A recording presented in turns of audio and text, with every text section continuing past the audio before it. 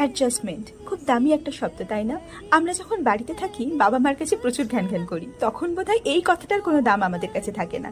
কিন্তু তারপর যখন আস্তে আস্তে হস্টেলে থাকতে শুরু করি, 3জন রুমমেটের সাথে রুম শেয়ার করতে শুরু করি, 125 জন বাচ্চার সাথে মেডিকেল কলেজে পড়াশোনা করতে শুরু করি, তারপর আস্তে আস্তে আমি বুঝেই যাই অ্যাডজাস্টমেন্টের আসল মানেটা কি। যাই হোক, সকালবেলা উঠে লাইব্রেরিতে চলে গিয়েছিলাম পড়াশোনা করতে। তারপর একটু পড়াশোনা করলে আমার আবার একটু ঘুরে বেড়াতে ইচ্ছা করে, তাই একটুখানি ঘুরে বেরিয়ে পড়াশোনা করে বিকালবেলা রেডি হয়ে বেরিয়ে পড়েছিলাম শপিং করতে। বাট তার আগে পেট পূজাটা তো মাস্ট, তো একটু খাওয়া দাওয়া করে আমি আর অঙ্কিত চলে গিয়েছিলাম বিশালে। শপিং আর কিছুই না, ওই টুকটাক জিনিসপত্র দেখছিলাম আর কি।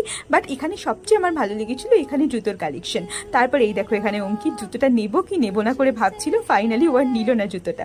যাই হোক, এরপর আমি একটু গ্রসারি শপিং করতে চলে গিয়েছিলাম, কারণ জানোই তো হস্টেলাররা ম্যাগির উপরে ভরসা করেই বেঁচে থাকে। তারপর টুকটাক জিনিস দেখে এই কটা জিনিসই নিয়ে আজকের মতো রুমে চলে আসলাম। আজকের ভিডিওটা এখানেই শেষ করলাম, বাই।